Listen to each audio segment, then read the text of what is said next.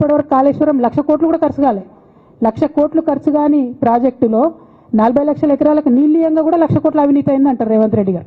దాన్ని మళ్ళీ ఓన్లీ కేసీఆర్ గారి గురించి చెప్తారు, హరీష్ రావు గారి గురించి మాట్లాడరు. ఎందుకంటే ఇంటర్నల్ అండర్స్టాండింగ్ ఉంది వీళ్ళిద్దరికి.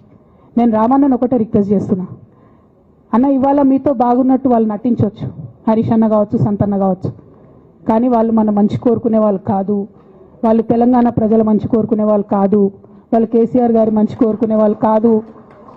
వాళ్ళను మీరు దూరం పెట్టి రాజకీయంగా తెలంగాణ రాష్ట్ర సమితిలో ఇప్పుడు బీఆర్ఎస్లో పనిచేస్తున్నటువంటి హార్డ్ కోర్ కార్యకర్తలను దగ్గరికి తీసుకొని ప్రజా ఉద్యమాలు తీసుకొని ప్రజల దగ్గరికి పోతేనే మన పార్టీ బతుకుంటుంది, నాన్న పేరు బాగుంటుంది. ఇవాళ నాన్నకు సిబిఐ అనేటటువంటిది వచ్చిందంటే అది కేవలం కేవలం కేవలం హరీష్ రావు గారు, సంతోష్ రావు గారి అవినీతి వల్లనే వచ్చిందని మళ్ళొకసారి నేను ఘంటాపదంగా చెప్తున్నాను. ఇంకా గమ్మత్ ఏంటంటే ఇదే హరీష్ రావు గారు వాళ్ళ ఫాలోవర్స్ అంతా నిన్నటి నుంచి చెప్తున్నారు, హరీష్ అన్న చాలా కష్టపడ్డాడు, డే 1 నుంచి ఉన్నాడు అని. డే 1 నుంచి లేడండి, చాలామంది రిపోర్టర్లకు తెలుసు, సీనియర్ రిపోర్టర్లకు. డే 1 నుంచి లేరు. పెద్దసారు టీడీపీ నుంచి బయటకు వస్తుంటే మామయ్య మనకెందుకు, డిప్యూటీ సీఎం మనం ఎందుకు రాజీనామా చేయాలి, ఈ ఉద్యమం ఏమవుతుందో, ఈ పార్టీ ఏమవుతుందో మనకు రిస్క్ ఎందుకని ఆనాడు ఈనాడు పేపర్లు వచ్చింది. 1,50,00,000 రూపాయలు తీసుకొని వ్యాపారం చేసుకుందామని హరీష్ రావు గారు ఎక్కడికో పోయిందని కూడా వచ్చింది.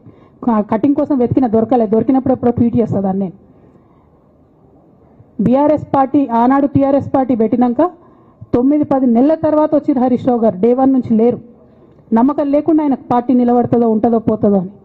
ఓకే అయిపోయింది, రాగానే సారు పెద్ద హృదయం కాబట్టి క్షమించిరు, దగ్గర తీసుకున్నారు, ఎమ్మెల్యే కాకముందే మంత్రి ఇచ్చిర్రు, అన్ని రకాలుగా ఆదరించిరు, అన్నీ చేసిండ్రు.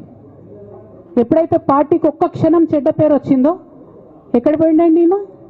చక్కా పోయి వైఎస్ రాజశేఖర రెడ్డిని కలవలే? మీ అందరికి గుర్తులేదు ఆ ఫోటో? సీనియర్ నాయకులందరికీ బాగా మాట్లాడతారు, అన్ని దగ్గర ఉన్నా, నేనే ఉన్నా, నేను ఎక్కడ లేను. నిన్న పాపం చాలా మంది ఈ కొత్త కొత్త సోషల్ మీడియా పిల్లలు ఉన్నట్టు వాళ్ళకి హిస్టరీ తెలియదు అనుకుంటా, అందుకే చెప్తున్నా ఇవాళ. అదేవిధంగా నేను పెద్ద ట్రబుల్ షూటర్ అంటారు, ట్రబుల్ షూటర్ కాదు, ఈజ్ ఎ బబుల్ షూటర్. ఆయన ఏంటంటే ట్రబుల్ ఆయన్నే క్రియేట్ చేస్తాడు, చేసి నేనే సాల్వ్ చేసినట్టు నటిస్తాడు. నేను లేటెస్ట్ ఎగ్జాంపుల్ చెప్తా పట్టురు. నేను మొన్న దాసోజు శ్రవణ్ అన్న ఎలక్షన్ ఎమ్మెల్సీ ఎన్నికలలో బీఆర్ఎస్ పార్టీ డిసైడెడ్ ఒకటే క్యాండిడేట్ని పెడదామని. కానీ హరీష్ రావు గారు ఇంటర్నల్గా బీజేపీ వాళ్ళతో మాట్లాడుకొని ఏం చెప్తారంటే, మీ దగ్గర నుంచి ఒక క్యాండిడేట్ని ఇవ్వండి, నేను మామయ్యని కన్విన్స్ చేసి రెండో క్యాండిడేట్కి పెట్టిస్తా అంటే he wants to create a trouble. ఈ క్రైసిస్లో ఆల్రెడీ మన పార్టీలోకి వెళ్ళి 10 మంది ఎమ్మెల్యేలు వెళ్ళిపోయినాక, 38 మందిలో 10 మంది పోయినాక నువ్వు ఇంకో సెకండ్ క్యాండిడేట్ని పెడితే ఎంత కన్ఫ్యూజన్ అవుతుంది? ఎవరెవరు ఎటెట్ ఓట్లు వేస్తారు? అంటే హార్స్ ట్రేడింగ్కి ఈయన ట్రబుల్ షూటర్ గారు ట్రబుల్ని ఓపెన్ చేస్తారు అన్నట్టు. నాకెందుకో లక్కీగా ఒక బీజేపీ ఎమ్మెల్యే గారు ఫోన్ చేసి, అక్క మరి పెద్దసారి పర్మిషన్ ఉందా హరీష్ అని ఇట్లా అంటున్నారంటే, నేను డైరెక్ట్గా పెద్దసారికే ఫోన్ చేసి నాన్న మరి ఇట్లా అంటున్నారు, మనం సెకండ్ క్యాండిడేట్కి పర్మిషన్ ఇస్తారంటే, nothing doing, only Shravan will get elected, ఎవరు చెప్పారు మీకు అన్నారు. అంటే నేను ఆ విషయం వెంటనే అటువైపు కన్వే చేసిన, లేదండి మాకు అట్లాంటి ఆలోచన లేదు. ఎందుకు ఈ రీసెంట్ ఎగ్జాంపుల్ చెప్తున్నా ఇవాళ అంటే, హరీష్ రావు గారు ట్రబుల్ క్రియేట్ చేసి ట్రబుల్ని మాఫీ చేసినట్టుగా ప్రయత్నం చేస్తారు. బీఆర్ఎస్ కార్యకర్తలందరికీ నేను నా తమ్ముళ్ళకి రిక్వెస్ట్ చేసి చెప్తున్నా, మా చెల్లెలకు రిక్వెస్ట్ చేసి చెప్తున్నా, మీకు పెద్ద స్థాయిలో జరిగే అన్ని విషయాలు తెలియకుండా అందరూ మన వెల్ విషయర్స్ అనుకుంటారు. అది మీ తప్పు కాదు, ఎందుకంటే కేసీఆర్ సార్ అంత ఓపెన్ మైండ్తో ఓపెన్ హార్ట్తో ఉంటారు కాబట్టి బీఆర్ఎస్లో ఉన్న అందరూ అట్లే ఉంటారు అనుకుంటారు. కానీ చాలా మందికి చాలా హిడెన్ ఎజెండాస్ ఉన్నాయి. ఒక పక్క కాంగ్రెస్తో కలిసి ఉన్నారు, ఇంకో పక్క బీజేపీతో మాట్లాడుతున్నారు, ఎటు ఎవరితో అవసరమైతే అటు మాట్లాడుతున్నారు.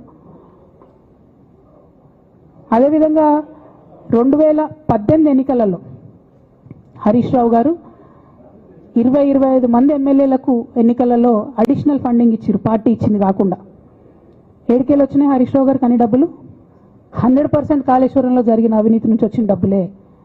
ఆయన ఆలోచన ఏం చేసిందంటే, ఏమన్నా కొద్దిగా అటు ఇటు అవుతుందేమో రిజల్ట్, నా దగ్గర ఎమ్మెల్యేస్ ఉండాలని ఆలోచన చేసి. నీకు అసలు అట్లాంటి ఆలోచన ఎందుకు వచ్చింది? నేను కట్టప్పలాంటోని కేసీఆర్ గారి దగ్గర ఉండేటోని అంటావు కదా, నీకేం అవసరం వచ్చింది ఎమ్మెల్యేస్కి సపరేట్గా ఫండింగ్ చేయడానికి? ఎవరికి తెలియదు అనుకుంటారా? ఇది ఎవరు చెప్పారు అనుకుంటారా?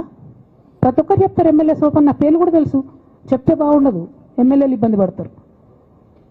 నేను అనేది ఏంటంటే, 2009లో రామన్న సిరిసిల్ల ఎలక్షన్లో మా బంధువుకు సంబంధించిన వ్యక్తులతోని 60 లక్షల రూపాయలు పంపిన హరీష్ రావు గారు రామన్నను ఓడగొట్టడానికి. నిన్నగాక మొన్న ఒక వీడియో మీరు కూడా చూసిరు, ఒంటేరు ప్రతాప్ రెడ్డి గారిది. మీ మామయ్యను ఓడగొట్టమని ఎంత అంటే అంత డబ్బులు ఇస్తా అని చెప్పిర్రని ఓ పక్క కేసీఆర్ గారు